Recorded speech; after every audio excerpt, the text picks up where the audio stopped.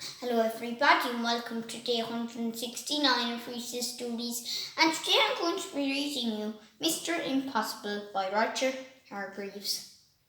Mr. Impossible could do the most amazing things. For instance, Mr. Impossible could jump over a house.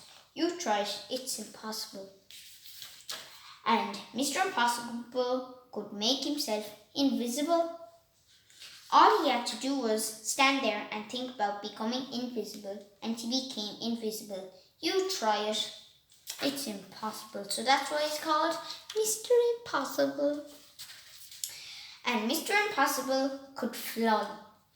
All he had to do was stand there and flap his arms about, and off he flew. You try it. It's impossible. And Mr. Impossible lived in an impossible-looking house. Have you ever seen a house in such an impossible place? Of course not. One day, Mr. Impossible was out walking in the woods when he met a boy called William. William was on his way to school. "Hello," said Mr. Impossible. "Hello," replied William. "I'm William." "I'm impossible," said Mr. Impossible. "Really?" said William. "Really?" smiled Mr. Impossible. "Can you do impossible things?" asked William. "Haven't come across anything I couldn't do," replied Mr. Impossible modestly. William thought. "Can you climb up that tree?" he asked, pointing to the biggest tree in the wood. "I can do better than that," replied Mr. Impossible. "I can walk up that tree." And he did. William thought again. "Can you stand on one hand?" he asked. "I can do better than that," replied Mr. Impossible. "I can stand on no hands." And he did. "That's impossible," cried William. "True," replied Mr. Impossible. Then William remembered that he was on his way to school. "Why don't you come with me?" he asked. "But I've never been to a school before," Mr. Impossible said.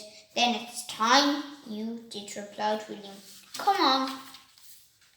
William and Mr. Impossible sat at the back of William's classroom with all the other children. The teacher came in but didn't notice that there was somebody extra in his class that morning. "Good morning, children," said the teacher. "I have a very difficult sum for you to do today. It will take you most of the morning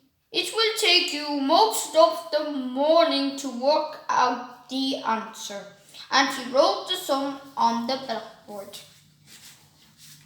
It really was the most difficult sum William had ever seen in his whole life, full of multiplications and divisions and additions and other things William didn't enjoy.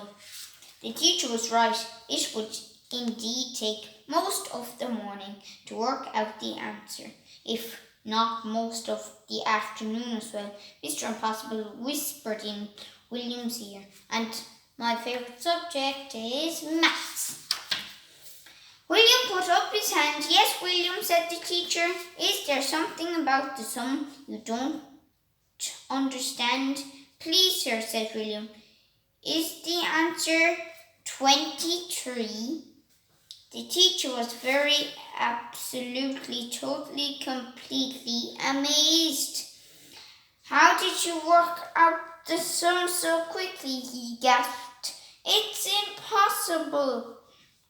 "Nothing is impossible," said Mr. Impossible from the back of the class, and stood up. "Well, I've never did," exclaimed the teacher. After that, Mr. Impossible spent all day at the school. He showed the teacher how he could read a book upside down.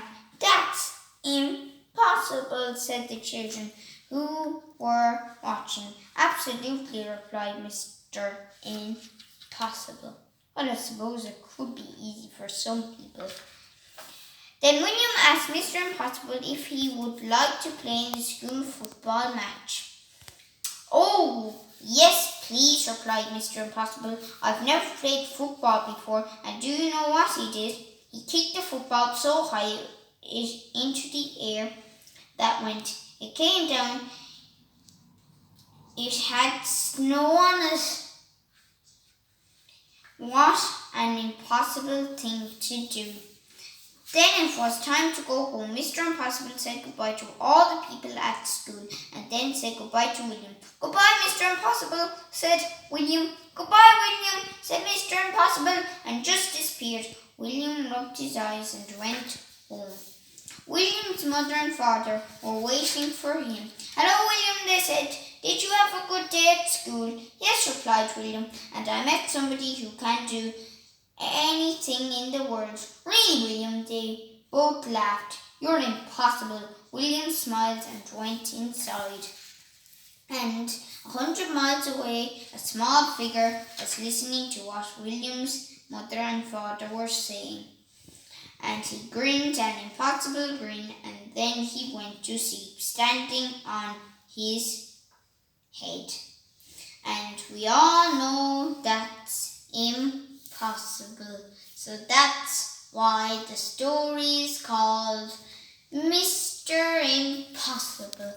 So yes, that is a funny story and a lovely story from the Mr. Men collection and by Roger Hargreaves, and there's 15 in the collection and 2 are a special occasion for Christmas.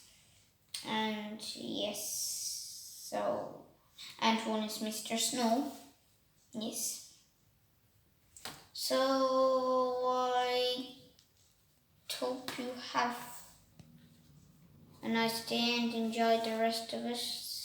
Stay safe, and I guess I would see you all tomorrow for day 170 of Rhys's stories. Wow, nearly on day 200 already.